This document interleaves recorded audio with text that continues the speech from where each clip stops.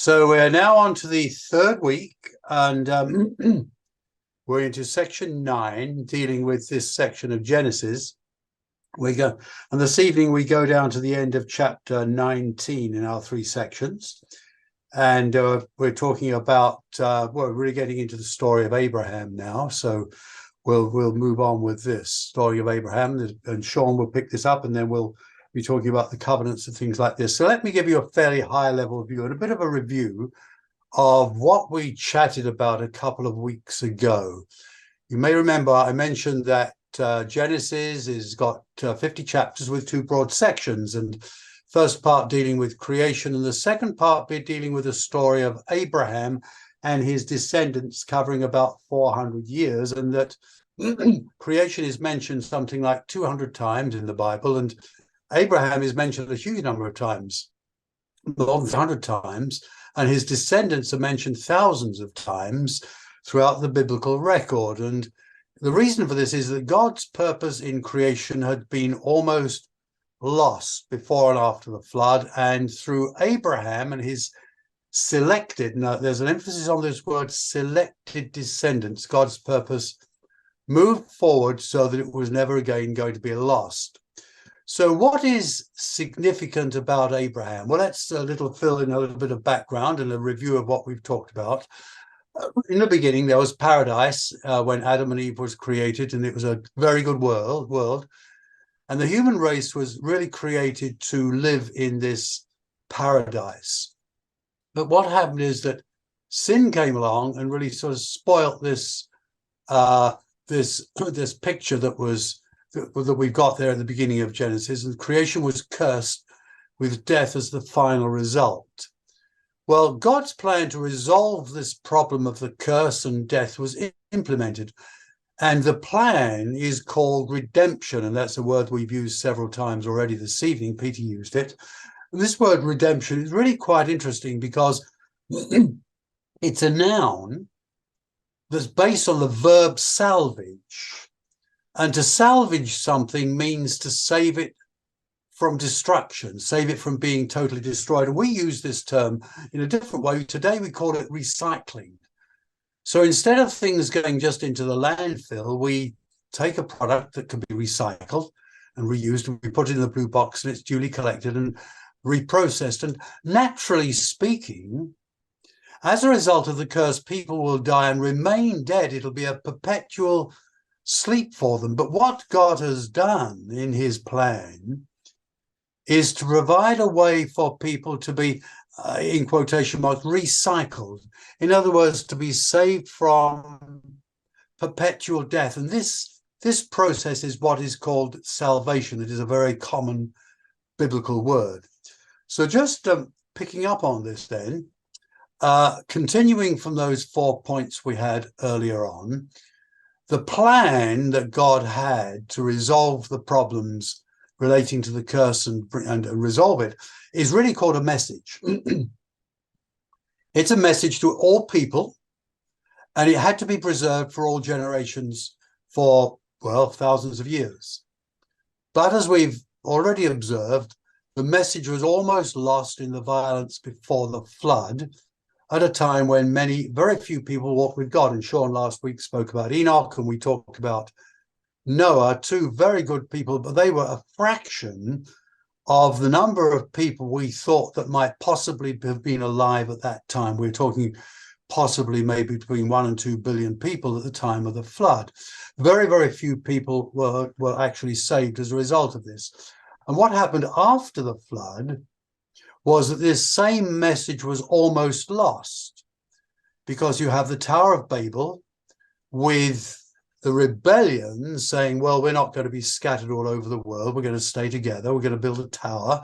The top of it's going to reach to heaven, and so on and so forth. And God looked at this, and Sean was talking last week about this man called Nimrod, who created this kingdom, this we call it this organization of government, where he was the lead, almost a tyrant.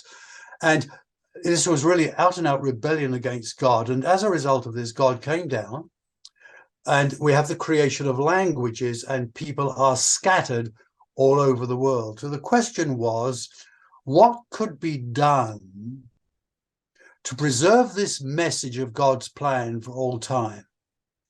This is where we get into the selection of this man called Abraham, this very, very important individual that's known in Bible times. In fact, of course, you've already heard of the Abrahamic Accord, which was arranged by President Trump between Israel and these various other Arab nations. And the reason being is because the forefather of the Arab races and the Jewish races was Abraham. He's their common forefather. So Abraham lived in this place in basically what is Iraq today, at a place called Ur of the Chaldeans, a very sophisticated city. And in fact, archaeologists have found mathematical clay tablets there. There was a system of banking there, a very, very organized city at the particular time. We're talking somewhere about 2000 BC, 400 odd years or so after the flood. And God saw in Abraham something very special, and he says to him, Abraham, get out of your country, from your family, from your father's house, to a land that I will show you. I'll make of you a great nation. I'll bless you and make your name great. As we've mentioned, it's already known in the world today. And you shall be a blessing, and I will bless those who bless you, and I will curse him who curses you. And in you, all families of the earth shall be blessed. Now, there's something very, very positive about this, but negative as well, because we've got in this declaration a curse of those who curse curse Abraham. And there's this aspect, but also the other side of that, there's something very positive, because as a result of Abraham and his life, something very good could happen to all the families of the earth. And there is his home, circled in Ur of the Chaldeans. And we have more details in the New Testament about that verse we've just looked at in Genesis chapter 12. And it's this, in the Acts of the Apostles. Stephen, and this is a year or two after the resurrection of Christ, Stephen, in a grand speech that's recorded in Acts 7, says, the God of glory appeared to our father Abraham when he was in Mesopotamia, that is, when he was in this city of Ur of the Chaldees, before he dwelt in Haran, I'll mention that more of that in a minute, and said, get out of your country and from your relatives. Come to a land that I will show you. Then Abraham came out of the land of the Chaldeans and dwelt in Haran. And from there, when his father was dead, he moved him to this land in which you now dwell. And that was the land that we today call Israel, the land of Canaan. So Abraham actually left Ur of the Chaldees and went up to this place called Haran, that today basically is in sort of southeastern Turkey. And of course, there were no nation barriers in the same sense that we have them there. So Abraham, his family, they all move up that way. And they stayed in Haran for about 5 years.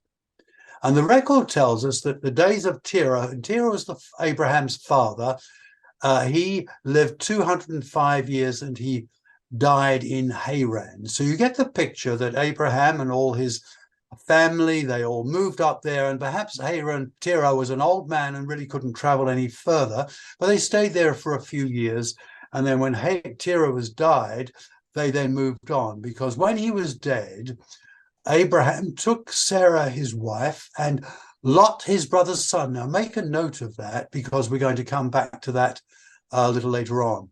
Lot, his brother's son, and all their possessions that they had gathered, and the people whom they had acquired in Haran, they departed to go into the land of Canaan. So they came to the land of Canaan. And that orange line that you can see there on the map going down from Haran is what is thought to have been the route that Abraham and his entourage would have taken.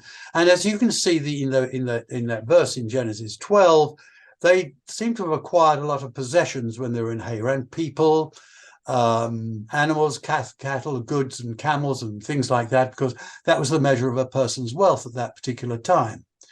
But what's also interesting, as we've mentioned before, you get these echoes in the New Testament. You get these comments, and this is a most significant comment from the letter to the Hebrews, that it was by faith Abraham obeyed when he was called, that is by God, to go out to the place which he would receive as an inheritance. He went out not knowing where he was going. So the land he was going to was going to be given to him as an inheritance. And it implies very strongly that Abraham would personally have this, and at a certain point in time. So he went there, but he didn't know where he was going. He went there in faith, trusting in what God would do. Well, he gets down to the land of Canaan, and the first thing we read is that there was a famine in the land that was very severe.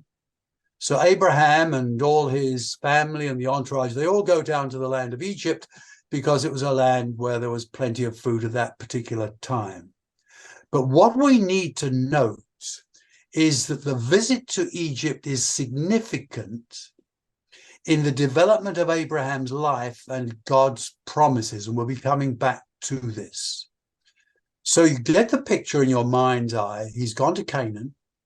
He's really quite a significant individual with his possessions, his family. They go to Egypt, and they go back to the land of Canaan. And when they get back to the land of Canaan, the record tells us that Abraham was very rich in livestock, silver, and gold. He became really a very, very wealthy individual as a result of his blessing, that he'd been blessed by God, and going to Egypt, where he was well treated. And also we read that his nephew Lot, whom we came across in the record a moment ago, Lot went with Abraham, and he also had flocks and herds and tents. So you have these two groups. They're related, Uncle Abraham and nephew Lot. And they're so prosperous, living in this circled area just to the northwest of the Dead Sea, that the record tells us that the land was not able to support them, and they might dwell together, for their possessions were so great they could not dwell together, and there was strife between the herdmen of Abraham's livestock and the herdmen of Lot's livestock. Chances are that the reference here to the Canaanites and Perizzites dwelling in the land, they were individuals of different tribes who lived in that part of the world, and they were antagonistic. They were employed by Abraham, they were employed by Lot, and there was friction between these men, these tribes who looked after the flocks and the herds of Lot and Abraham. So the question was, what is going to do? What should be done? So Abraham said to his nephew Lot, please, let there be no strife between you and me, between my herdsman and your herdsman. We are brothers, we're brethren. Is not the whole land before you? Please separate from me. If you take the left, then I'll go to the right. Or if you go to the right, then I will go to the left. So a decision was going to be made because of their prosperity, and they were not able to stay in that land together because it generated too much conflict. And of course, Abraham, being an older man, very wise, he allowed his nephew to make the choice. And Lot decided that he would, when he looked down at the plain of Jordan, it was well watered everywhere before the Lord destroyed Sodom and Gomorrah, like the garden of the Lord, like the Garden of Eden, like the land of Egypt as you go towards Zoar, where then the Lot chose for himself all the plain of Jordan, and Lot journeyed east, and they separated from each other. And that's obviously a modern picture of that particular part northeast of the Dead Sea, and you can see it's relatively fertile. So what happens is that Lot goes to Sodom, and he takes the journey marked by that red line, and he's in that particular locality near the cities of Sodom and Gomorrah. But the comment of the Bible is, the men of Sodom were exceedingly wicked and sinful against the Lord. Now this is an echo of the world before the flood. This is what it's like. So you get this picture. Abraham is left in the area of the high hills of Judea on the northeast of the Dead Sea. Lot's gone his own way to what he thinks is really the best part of the land, From a natural point of view, that might be the case. And it's then that God makes another appearance to Abraham, and he says, after Lot was separated from him, lift your eyes now and look from the place where you are, northward, south, east, and west. All the land which you see, I will give to you and to your descendants forever. No time limit. I will make your descendants as the dust of the earth, so that if a man could number the dust of the earth, then your descendants also could be numbered. Arise, walk in the land through its length and breadth. I will give it to you. And what the scriptures are telling us here is that God owns the land. He owns the earth. It belongs to him. And he will do with it whatever is going to give him glory and to bring honor to his name. And in this case, he's saying to Abraham, I'm going to give it to you. Now, we want to focus upon this word descendants just for a moment because it's very significant. And I'm just going to highlight here this point in the concordance that it is a singular noun in Hebrew. And depending on the context, it can be either singular or plural. So we can have descendants, plural, or descendant, singular. And in most modern translation, it's mostly rendered as descendants. In the King James Version, it's typically rendered as seed, but sometimes in modern translation, it's seed. But the Apostle Paul, this is going over to the New Testament, we've got this wonderful echo. The Apostle Paul explains what this means when he says, now to Abraham and his seed were the promises made. God does not say, and to seeds as of many, but as of one, to your seed who is Christ, or as it's put in the New Living Translation, God gave the promises to Abraham and his child. And notice that the scripture doesn't say to his children as if it meant many descendants. Rather, it says to his child, and that child, of course, means Christ. Now, the position of Christ in the work of redemption and salvation is hugely significant. In fact, that is the fulcrum, that is the center point in God's plan of redemption. And that is what these promises are all pointing toward. That this individual Christ is the child who is promised in these promises. So when we think about the journeys of Abraham, this is what it all adds up to, the particular position that Abraham receives this covenant, and its focal point at the end is the Lord Jesus Christ. So I'll now pass this over to you, Sean, and stop sharing my screen and allow you to continue. And any questions, we'll take them at the end. Here we go. So we're going to flow kind of seamlessly into the next part. I'm taking a look at Genesis 14 and 15. So we're going to take a look at the equivalent of a world war, a war between warring confederacies and that part of the known world at that time. We're going to see Abraham's role in that. We're going to take a look at a powerful reaffirmation of God's promises in Genesis 15. I'm going to provide a bit of an overview of that, and then I'm going to hand it over to Martin, who's going to go into more detail.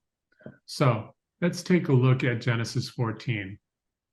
So the context is set for us in Genesis 14 that Abram is at that time, before his name was changed, was living in the land.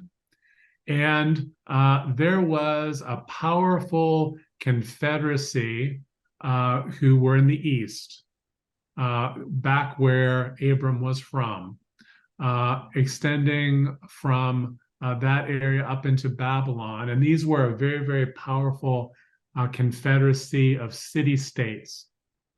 And so they had extended a bit of an empire across the Fertile Crescent to the land of Israel.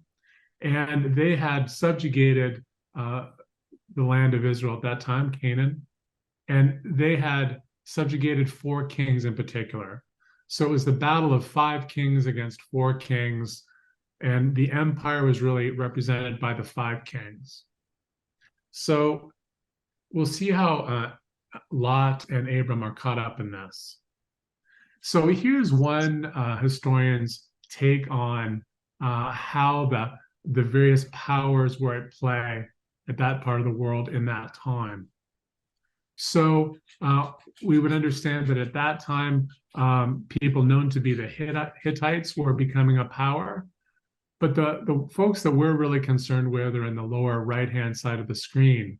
That's the confederacy of those city-states that exerted hegemony across the Fertile Crescent all the way to the Jordan Valley. And this is kind of an extension of a theme that we saw last day, where Nimrod was someone who was able to develop a city-state empire and exert his rule over many people. So in essence, this confederacy of city-states made that same trek across the Fertile Crescent that Abram did when he went out into a land that God had promised him. So here's a really good map that shows exactly what had happened. So the kings that were in the current land of Canaan, where Abram was dwelling, they decided to rebel. They weren't going to put up with serving the far-flung empire to the east. And so because they rebelled, the empire of city-states went and put down this rebellion. And so they went, and we see that in red there, the attack of the four kings. They come down from Damascus. They go on the east of the Jordan River and what we know now as the Dead Sea. And they kind of roll back up on the other side of the Jordan River and what we now know as the Dead Sea. So in this, Lot was caught up. He was taken captive, and he was going to be brought back as a slave to those city-states in the east. So Abram becomes aware of that. Now, Genesis 14:14 is a very, very powerful kind of passage here. We read that when Abram heard that his brother was taken captive, it's interesting, kind of show the relationship there, right? It was really his nephew, but it talks about him as a close relative. When Abram heard that Lot, his brother, was taken captive, he armed his 318 servants, who were 318 trained servants, who were born in his own house, and went in pursuit as far as Daniel 15. So let's stop there. So Abram engaged in a tremendous amount of preparation. He trained warriors in his own house. And we're going to see that they were incredibly well trained because they performed some military maneuvers which are challenging in the 21st century, let alone in Abram's time. So we see that Abram was prepared. He was prepared to defend the possessions that God had blessed him with, and he was prepared to take Lot back. So there's this huge force, a force that would have outnumbered Abram's 318 trained servants exponentially by multiples of probably 100 or 1,000. And yet he goes after them with his 318 trained soldiers. So let's look at the story a little bit. So Josephus, the Jewish historian that we talked about last day, he says that it's his understanding that after this successful conquest of the cities of the plain, when the city-states were going back, that they were taking their ease, that they were perhaps indulging in drink, and they certainly weren't worried about any kind of response or any kind of retaliation. So they were not doing what every diligent army is supposed to do, and that is ensure an orderly retreat and guard their rear. So they weren't doing that. And so Abram pursues them, and he does a couple things that are pretty phenomenal. In verse 15, he divided his forces against them by night, and he and his servants attacked them and pursued them as far as Hobah, which is north of Damascus. So even in the 21st century, it's a very challenging thing to divide your forces. And it's exponentially more challenging to divide your forces and attack at night. Even in the 21st century, when you have things like night vision goggles and things like that. So this shows us how incredibly well-trained Abram's 318 soldiers were, that they were able to carry out this very complex maneuver at night. So he split his forces. So that would have made the five kings think that there were many more opposing forces than there were. And this military maneuver that Abram carries out is very successful. So he attacks them, and he and his servants pursue them north of Damascus, and they brought back all the goods and brought back his brother Lot and his goods, as well as the women and the people. So it's a complete and resounding success. Now, I put up this slide about the 300 Spartans. So one of the things that we confront sometimes is that people read the Bible and say, well, that's impossible. That could have never happened. And this kind of criticism was brought to bear about the account in Genesis 14, where people said, there's no way that 314 people could have, opposed and routed the most dominant army of that time. And yet we know that there are other historical examples of this very thing happening that no one doubts. The most famous of this would have been the battle at Thermopylae, the Hot Gates, in which 300 Spartans led by King Leonidas stood down, a million Persian soldiers until they were overcome. So I just show that by way of understanding that people can be critical of the Bible, and yet they will accept other historical incidents as fact. So Abram didn't have any Spartans with him, but they were well trained, and they definitely were, as we'll see in a second, blessed by God. So with a much smaller force, Abram took on the most powerful armies in the world. He was prepared. He divided his force. He attacked at night. So he did some pretty amazing things there. So I'm just going to scoot ahead here.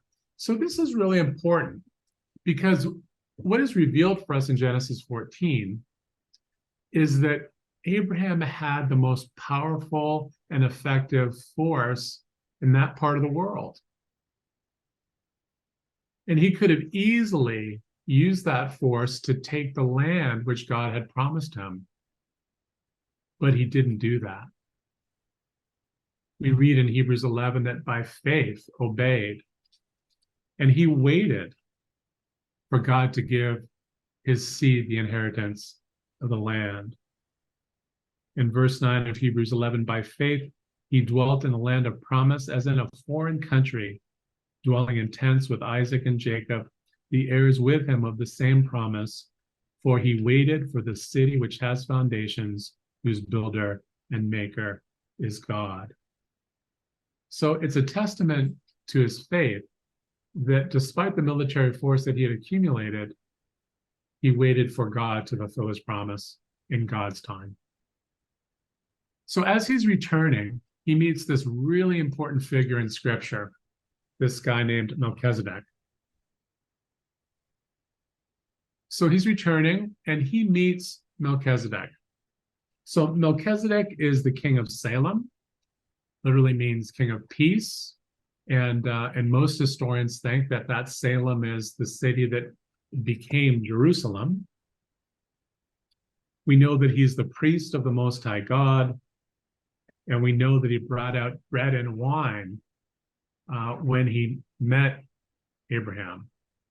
And so we know the importance later on in terms of echoes of the bread and wine, with things like the memorial supper, the Lord's Supper. And this is the first instance in Scripture of the bread and wine being connected. So if you turn to Genesis 14, starting in verse 18, we read, then Melchizedek, king of Salem, brought out bread and wine. He was priest of the God Most High, and he blessed him and said, blessed be Abram of God Most High, possessor of heaven and earth, and blessed be God Most High, who has delivered your enemies into your hand, and gave him a tithe of all. So one of the things that Melchizedek did after blessing Abraham was saying that the defeat was a result of God's work. So, this is a powerful lesson for us that, we are expected to be prepared, we're expected to do the work, but really the outcome is in the hand of God. So Abram gives his spoils, a tenth of all, to Melchizedek. Now, Melchizedek is a fascinating character. He's super important because if we were talking about biblical echoes, the idea of Melchizedek is an echo that rings throughout Scripture. He's king of righteousness. He's king of peace. He's mentioned in Psalm 110 and also several times in the epistle to the Hebrews. Now, Psalm 110. Psalm 110 is a super, super important psalm. Actually, Psalm 110 verse 1 is the most quoted Old Testament passage in the New Testament. The Lord said unto my Lord, sit thou at my right hand until I make your enemies your footstool. And so this is clearly in reference to Christ. So it's a Psalm of David. The Lord said unto my Lord. So many, many times in the New Testament, this is applied directly to Jesus, and Jesus applies it to himself in his interactions with the religious leaders. So this is definitively a psalm about Christ. And then we see in verse 4, a very important verse connected to our work today, that the Lord has sworn and will not relent. You are a priest forever after the order of Melchizedek. Now, this phrase is picked up several times, especially as we said in Hebrews. Melchizedek is mentioned 9 times in Hebrews, and Jesus is clearly asserted to be the priest forever after the order of Melchizedek. Let's take a look at some parallels here. The writer to the Hebrews connects Melchizedek and Jesus in very powerful ways. First of all, he says that the priesthood of Jesus is superior to the priesthood of the Mosaic law, the law given to Moses. He said it's exactly like the priesthood of Melchizedek because they don't rely on their ancestry to be a priest. They're not a priest like the Mosaic priests were in terms of inheritance. They were priests because of their worthiness. Just like Melchizedek, Jesus is king of righteousness and he's king of peace. And here's a passage that I really find tremendous comfort from. And it's the connection of Melchizedek to Jesus as a priest and what Jesus is doing now. And it's Hebrews 7:25. It says, therefore he, that is Jesus, is able to save to the uttermost those who come to God through him, since he always lives to make intercession for them. So one of the cool things about Melchizedek is that, he seems to give the impression that his priesthood just goes on and on. And that was a kind of a foreshadowing of the kind of priesthood that Christ is engaging in now, where he ever lives to make intercession for God's family. So Melchizedek is a really, really powerful idea that Jesus embodies in the New Testament. Okay, so Abram does this incredible military feat. God gives him the victory. He has this very powerful interaction with Melchizedek, king of Salem, king of peace, also king of righteousness, brings out in the bread and the wine. And then, as if to kind of ratify what just happened, in Genesis 15, God renews his covenant with Abram. So at this point, Abram is childless. And so he begins to wonder, God, how is this promise of a seed, how is it going to be fulfilled? Should I be thinking about, as was the custom at that time, of taking a very faithful servant in his house like Eliezer and making him his heir. So he asked this of God, and God's response is so powerful. And again, we see that God, works in very, very powerful ways. The earlier message to Abraham was, look at your feet. I'm going to make your descendants like the dust. And now he says to Abram, look at the sky, look at the stars. In Genesis 15:5, he brought him outside and said, look now toward heaven and count the stars if you are able to number them. And he said to them, so shall your descendants be. And he believed in the Lord, and he had counted it to him for righteousness.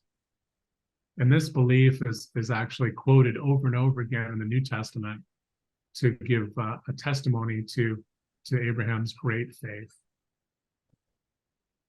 Sometimes those of us that live in cities, not those of us that live in the Shelburne area, but those of us that live in cities, we're kind of spoiled and we don't really see the magnificence of the stars in the sky. But just imagine Abram looking up at the stars of the sky and God's promise that you see all those stars, that's what your descendants are going to be like. And God goes on to say that your descendants will be slaves in a foreign land for 400 years. He says that the descendants will leave that land rich, and they will possess the land that's been promised to you in 4 generations. And God promises that Abram will live a long life and die in peace. And to commemorate these promises, we see that the Lord made a covenant or renewed this covenant with Abram. And when it says made, the word literally means cut. And Martin's going to talk about how literal that was in terms of how the sacrificial things were cut. So the Lord cut a covenant, made a covenant with Abram, saying, to your descendants, I have given this land from the river of Egypt to the great river, the river Euphrates, the Kenites, the Kenizzites, the Cadmonites, the Hittites, the Perizzites, the Rephaim, the Amorites, the Canaanites, the Girgashites, and the Jebusites. So we know that there's currently a lot of discussion about who is entitled to the land. And here's the great validation that if you believe the Bible, that God is quite clear about who has been given the land between the river of Egypt and the river Euphrates. So now Martin's going to go into greater detail about the covenant sacrifice. Just picking up and continuing the story through Genesis 15 right through to the end of chapter 18, we've got God's covenant that Sean has spoken about, and then right through to Sodom and Gomorrah. So God speaks to Abraham either as in a dream, as a vision, or in person 8 times. And we've already looked at the first time when he says to Abraham, look, I want you to leave your place where you live in Ur of the Chaldees and go to a land that I'm going to show you. Then he appears to him again in verse 7 in chapter 12. When he gets there, he said, I'm going to give you this land. Then in chapter 13, as we saw, after Lot and Abraham have separated, God appears to him again and says, I'm going to give you this land, walk in it north, south, east, and west, because it's all going to be yours and it's going to be an eternal inheritance. So then in chapter 15, as Sean has mentioned, God makes this covenant in a very formal kind of way. Then we go through to chapter 17 when a covenant is confirmed, and there's a change of name because originally Abraham's name was Abram, and his wife's name was Sarai, S-A-R-A-I, with the A-I pronounced with an I name, and their names are changed. And you've heard probably Sean and I just simply using the name of Abraham and Sarah because it's the most convenient thing to do. But they have a change of name, and the circumcision is introduced, and circumcision becomes very important for the Israelites, just as it is today for the Arabs. Very important for the Arab peoples. Then in chapter 18, We have a visit of angels who announces the birth of the Son, which we'll be talking about a little later on. And then we have a huge challenge in chapter 22 that we'll be looking at later on next week, a time of testing for Abraham regarding his son, who is Isaac. And then finally, also in chapter 22, God's oath. And this is a very, very strong declaration on the part of God. And the Apostle Paul, he calls all of this the gospel. And as we picked up on in Paul's letters earlier on, where Paul talks about the descendants, one particular child, one particular descendant being Christ, he says, this is the gospel. The gospel was preached or spoken to Abraham.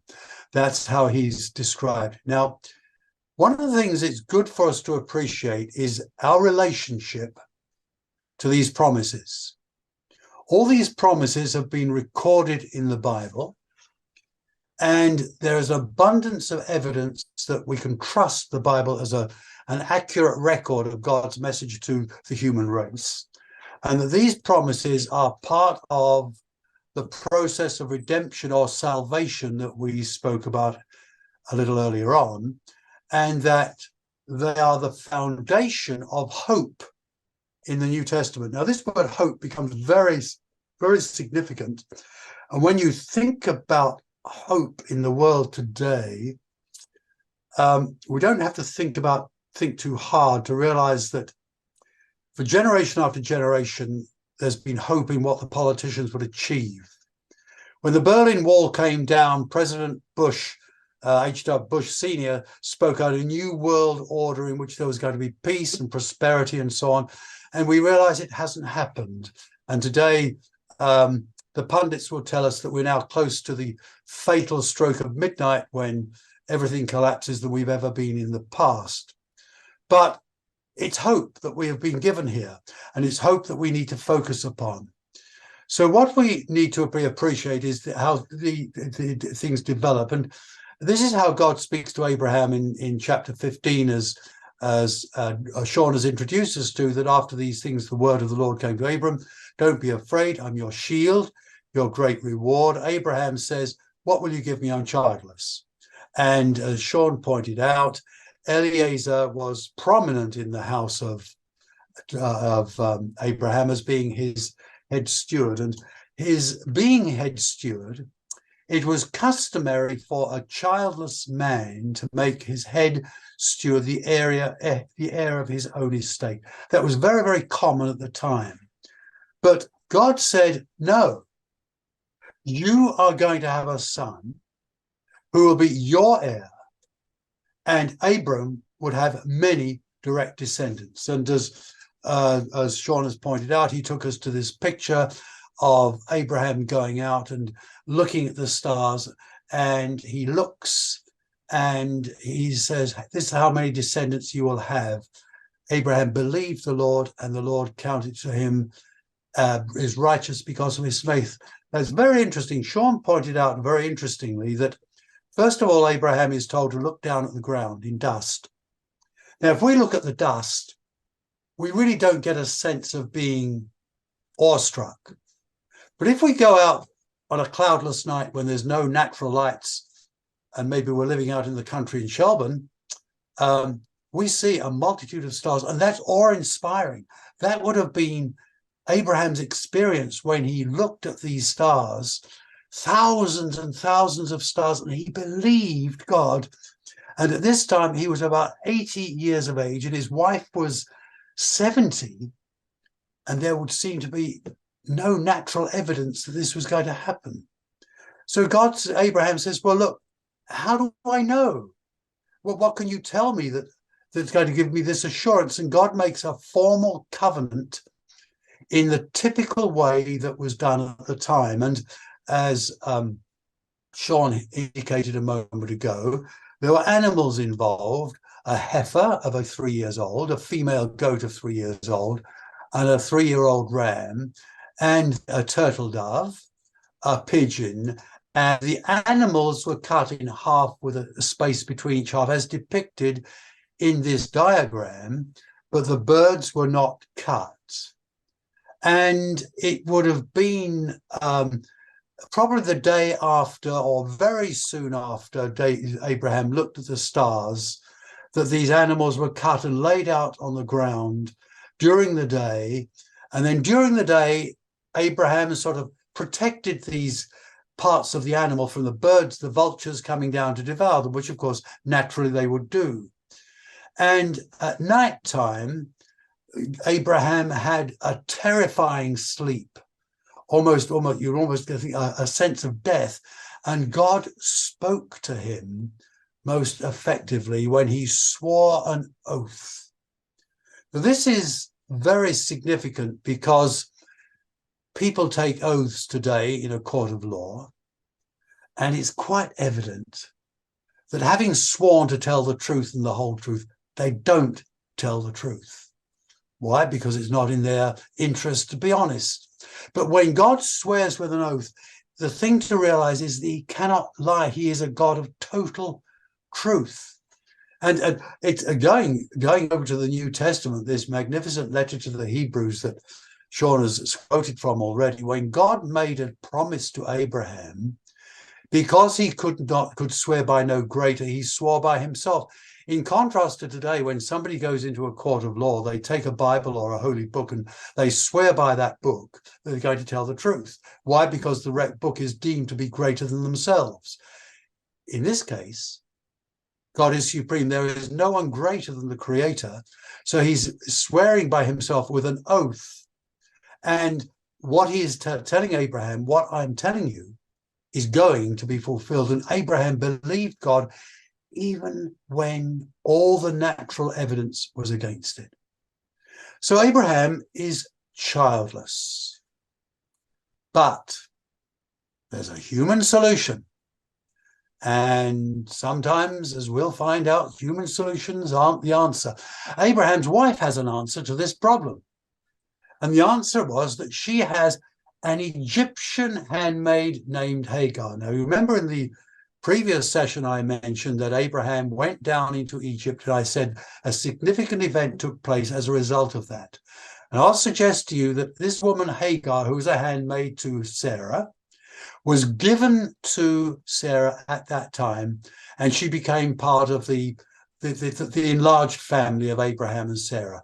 She was the handmaid, and she was Egyptian, and it'd be a kind of a special person to Sarah. And Sarah says to Abraham, you marry her, she'll have a son, and I will say that he is mine. And this, again, was quite customary for the time, that a man may have 1, 2, 3 wives, and there will be a primary wife, a principal wife. If she was barren, she could say, well, you marry this woman, my handmaid in this particular case. She'll have a boy. And Sarah said, that boy's going to be mine. Well, Abraham follows the advice and marries Hagar. She conceives and despises her mistress. And Sarah blames Abraham. It's all there in the record. Your fault, she says. And things get so difficult that Sarah says, I want to get rid of this woman. I can't stand her despising me, because she was the one that conceived the child and Sarah was barren. And here she is, in her 70s, something like that. So Hagar is sent away from the family, but an angel comes to her and sends her back and says to her, you're going to have a son and you must name him Ishmael. Interestingly enough, that he is one of the probably about half a dozen boys in the Bible who are named before their birth. Interesting. Sorry, that little tidbit. So Ishmael, she's going to have a son and name him Ishmael. And Ishmael, she is told, will be a wild man. As an untamed wild donkey, he will raise his fist against everyone, and everyone will be against him. Yes, he will live in open hostility against all his relatives. And you get this picture of somebody who's always fighting. never has a good relationship with his extended family, lives in hostility. And the descendants of Ishmael are in the world today, and they're living in the Middle East. So we can see the kind of conflict that's going on now has got echoes right back to, well, 4,000 years. And this is about 16 years. It was 16 years earlier than this that Abraham had left his home in Mesopotamia. So he's still waiting. Ishmael is born, and Abraham is now about 86 years old, and Sarah would have been 10 years younger, about 70 years old. And the years go by and nothing seems to happen. Ishmael is born. Does he somehow think that he's the child of promise? Does Abraham somehow get the idea that maybe this is all right? But it isn't all right, because 13 years later, the Lord appeared again to Abraham near the oak grove belonging to Mamre, which is all part of the southern part of what we today is Israel. One day, Abraham was sitting at the entrance of his tent during the hottest part of the day. He looked up and noticed 3 men standing nearby, and when he saw them, he ran to meet them and welcomed them, bowing down low to the ground. 3 ordinary men. They're just like, we would almost say they're people who we meet on the street. They would look very, very ordinary people. And as was the custom of the time with strangers, hospitality was a huge part of their society. So Abraham goes, welcomes them, and they come, a meal is prepared for them, and when the meal is done, what is realized is that the visitors were angels, and then the lead angel said to Abraham, I will certainly return to you according to the time of life, and behold, Sarah, your wife, shall have a son. Now, Sarah was listening in the tent door, which was behind him. Now, Abraham and Sarah were old and advanced in age, and Sarah had passed the age of childbearing. Therefore, Sarah laughed within herself, saying, after I have grown old, shall I have pleasure, my Lord being old also? So you have this picture of years have gone by. There's a very large family. Ishmael is now about 13, 14. The angels have come in the appearance of ordinary men. And they're telling Abraham and Sarah they're going to be parents themselves. But before Isaac was born, a significant event was to take place, because 2 of these 3 angels who are visiting Abraham, they leave Abraham to go to Sodom, which is where Lot went, which was a place of great wickedness and immorality, very much an echo of what was before the flood. And one of the angels stays behind, the lead angel stays behind, and tells Abraham that Sodom is going to be destroyed because of its wickedness. Well, Abraham naturally is very concerned, because he's got relatives there. His nephew is there, a blood relation. And Abraham pleads that the city should be spared if there are as few as 10 righteous people there. But there weren't even 10. And in fact, if you look at the record that we've got there in Genesis, Abraham starts at 50 and it goes down 45, 40, 30, 20, 10.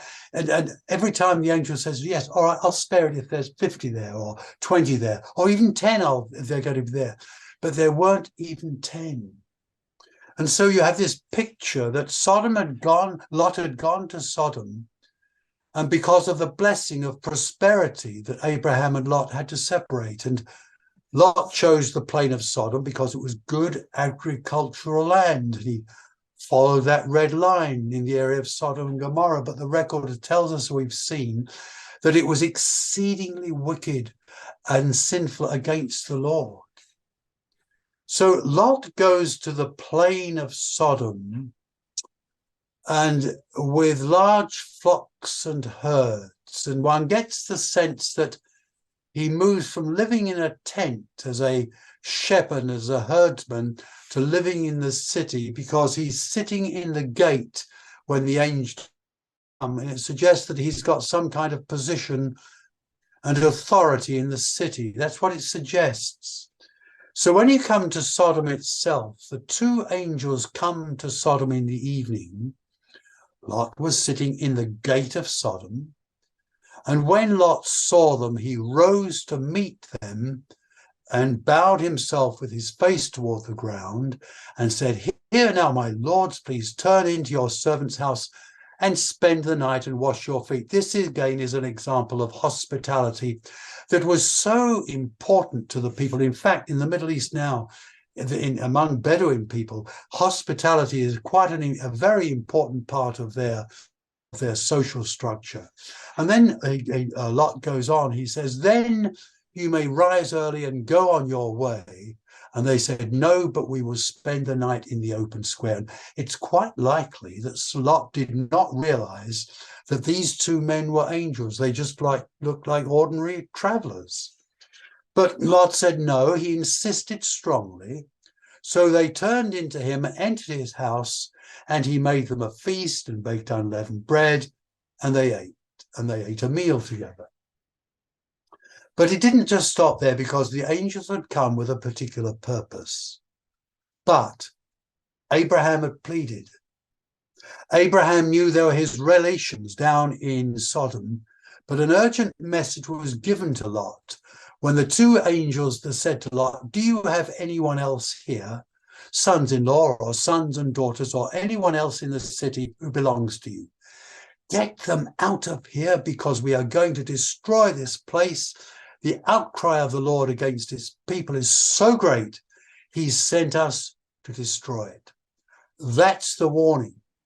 There are echoes here of Noah preaching as a preacher of righteousness, warning his generation that the world is going to be overcome by a flood. The warning is given, and the angels told Lot that Sodom would be destroyed because of its great wickedness. So he went out and spoke to his sons-in-law who had married his daughters and said, "Get up, get out of this place, for the Lord will destroy this city." But to his sons-in-law, he seemed to be joking. They didn't listen. "Everything's fine. What do you mean the city's going to be destroyed? What do you mean there's going to be a flood? Never seen any. What's a flood?" Same idea. And we've got this comment. You can imagine Lot in this place, in this situation. He's been living in this city for some time, probably 15, 16 years, something like that. And the New Testament comment is that Lot was delivered. He was oppressed by the filthy conduct of the wicked, for that righteous man dwelling among them tormented his righteous soul from day to day by seeing and hearing their lawless deeds. Now, that's an echo almost of today. We can all look at society and we can see the things that go on that are so hurtful, which are so distressing, rather like Lot in Sodom, seeing those things going on and being grieved for it. So when morning came, the angels urged Lot to hurry, saying, "Arise, take your wife, your two daughters who are here, lest you be consumed in the city." And while he, that is Lot, lingered, the men took hold of his hand and his wife's hand and the hands of his two daughters, the Lord being merciful to him. And they brought him out and set him outside the city. So it came to pass, when they brought them outside the city, they said, "Escape for your life. Do not look behind nor stay anywhere in the plain. Escape to the mountains, lest you be destroyed." And as soon as they got away, the Lord rained brimstone and fire on Sodom and Gomorrah from the Lord out of the heavens. But there's kind of a tragedy in this story. It involves, first of all, his wife, because she looked back from following and was turned into this pillar of salt. Why is this? It's because her heart must have been in this place. She couldn't leave those relatives who were living there. Her heart was there. She looked back, stayed back, gazed at what was happening. and as a consequence died. But Lot escapes. God listened to Abraham's request and kept Lot safe, removing him from the disaster and engulfed the cities of the plain. And afterward, Lot left Zoar because he was afraid of the people there, and he went to live in a cave of the mountains with his 2 daughters. And here's the second part of the sad story, that on 2 consecutive nights, the 2 daughters make Lot drunk, and they lie with him, and they become pregnant and give birth to boys. And the older daughter's son was named Moab, and the younger son's daughter was Ammon. And you look at that map. Where is Ammon and Moab? Well, of course, it's east of the Dead Sea, east of the River Jordan, the precise territory of Jordan today. The descendants of those 2 boys are all connected to the history of Israel from that day onto this. But there's a lesson that we need to learn, because the world will be as it was in the days of Noah. People went about their daily business, eating and drinking and buying and selling, farming and building, until the morning that Lot left Sodom, and then fire and burning sulfur rained down from heaven and destroyed them all. Even so, says Jesus, it will be in the day when the Son of Man is revealed.